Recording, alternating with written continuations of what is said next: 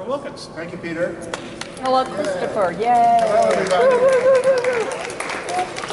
This is a really special night, and it's great that you get to see us put it together. This is one of my favorite shows we've ever done, and it's, for the audience, also one of the top sellers, and it probably is everywhere you go. People are amazed by what they're seeing and taking in, great music, which I call partly light classics and classic pops, and then we do some film music, and it's a wonderful variety of things. And then these extraordinary performers, aerialists, jugglers, all kinds of things that are with us. We have a couple more this time than we did 2 years ago, because we have your two strongmen with us as well. But there's kind of a third component too, and maybe Christine can actually address this, in the fact that it's so beautifully choreographed. You go to the circus and there's always music, but it isn't always apparent that the music and the movement go together. And in the case of Cirque and Symphonie, it's extraordinary. Some of that, I imagine, comes from the fact that many of the folks in your company are trained in the Moscow tradition, which has a balletic background. But we have a real treat tonight. I've never heard her do this, actually. I think I've worked with Christine now 3 or 4 times. She is a world champion many times over, and really, as far as I'm concerned, the star of the show tonight. But she also, she and her husband have a school for circus in Costa Rica now.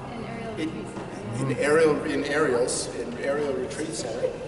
And she also has a career now as a motivational speaker. So I want to welcome our guest artist, Christine Van Loo, to come and address you. Oh, very nice.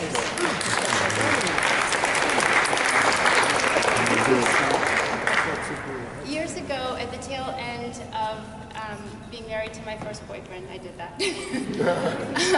I started working for an entertainment agency, and just between you guys and me, my job was embarrassing.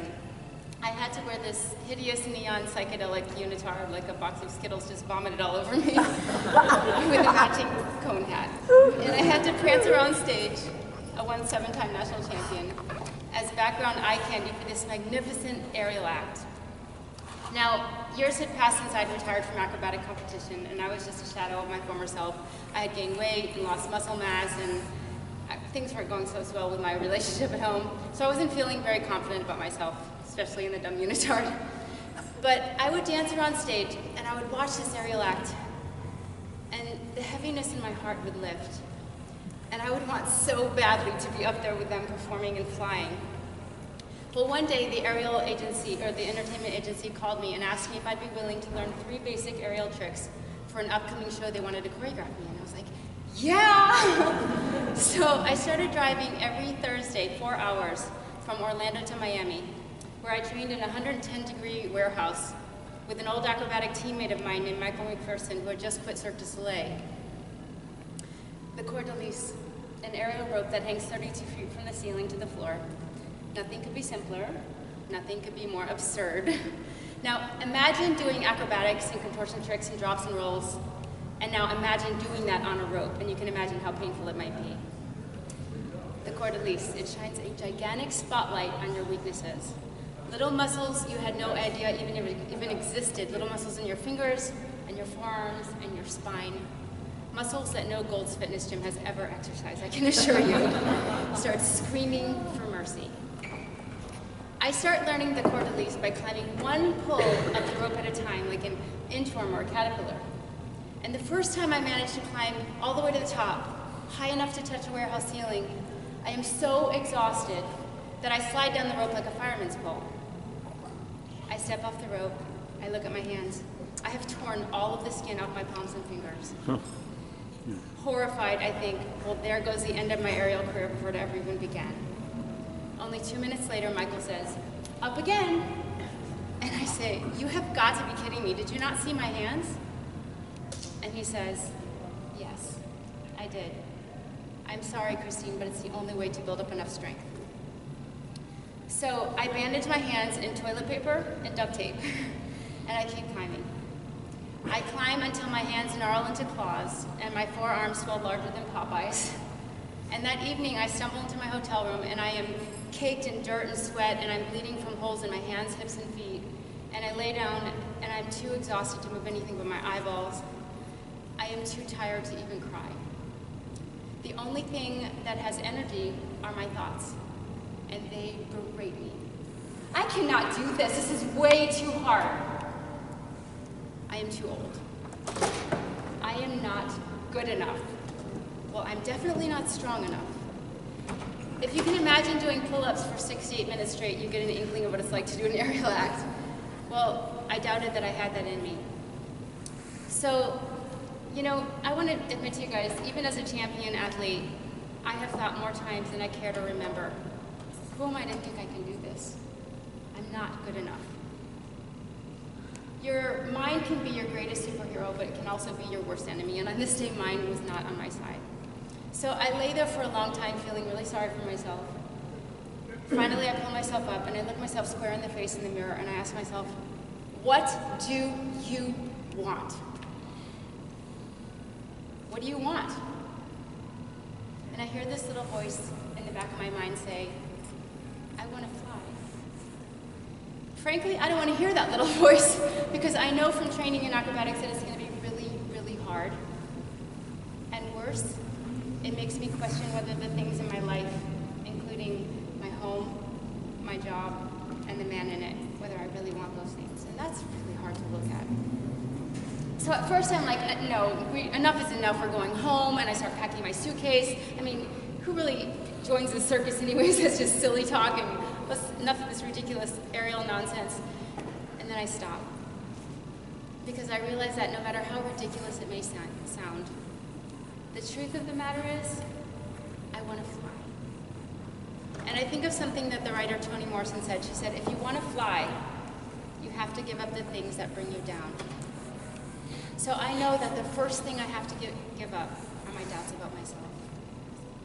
You know, sometimes the goals that we have for ourselves, whether it's recovering from a trauma or restarting our life after a divorce or whatnot, can seem so daunting when we think of them in their entirety that we lose our energy to even begin claiming them.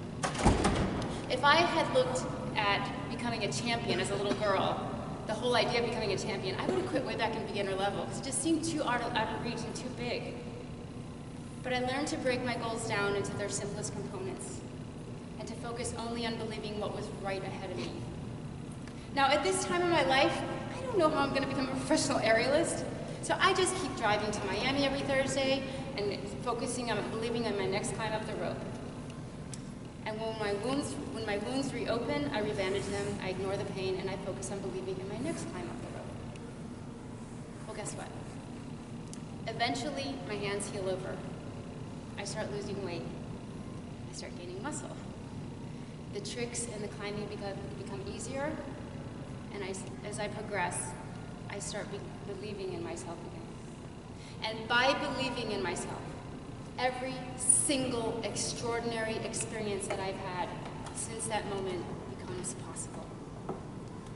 Since that moment, I have become a professional aerialist who performs worldwide with live symphony orchestras, and for the King of Malaysia, and for the Royal Zulu Princess in Africa, and for Cirque du Soleil, 80 feet off a 9-story building from a hot air balloon, and at the Olympics, and at the Kennedy Center and the Sydney Opera House, and before 100,000 people for Paul McCartney. I've become a professional stunt woman. In fact, in the filming of Rush Hour 2, I repeated an aerial rope sequence 56 times in a row, so many times that Jackie Chan came up to me and he said, "You're so great, you never complain." I am a master instructor and co-owner of Airborne Arts, an aerial retreat center overlooking a 600-foot waterfall in Costa Rica with Jonathan Conant, the love of my life, who I married in Paris. I want you guys to know that the single most important factor in my physical capability and my professional success as an elite athlete and as a professional aerialist and as a human being has never been nutrition or supplements or even how much I trained. It has always been, do I believe in myself? Am I capable and worthy of my dreams? Am I good enough? The days that I could muster a yes, strength would pour into my body where there was none a moment before. But the second I let doubt infiltrate my mind, that strength would drain right out. Each and every one of you matters. But no amount of hard work or pep talk or potential will ever suffice if you don't believe that. We have to be on our own side. We have to believe in ourselves, not just as much as our friends or our family, but to the absolute exclusion to all things, internal or external, that would dissuade us from believing in ourselves. There's a quote by Leonardo da Vinci that really speaks to me, and it's this: "When once you have tasted flight, you will forever walk with your eyes turned skyward. For there you have been, and there you will always want to be." When I learned to climb, I climbed one pull at a time out of a life in which I did not belong, and into one that I love with all of my heart. I wish for each and every one of you to have a life that you love with all of your hearts. So please remember this. You don't have to believe that you can climb all the way to the top. You just have to believe with all of your heart that you can take the next step. Thank you, guys. I hope you enjoy this.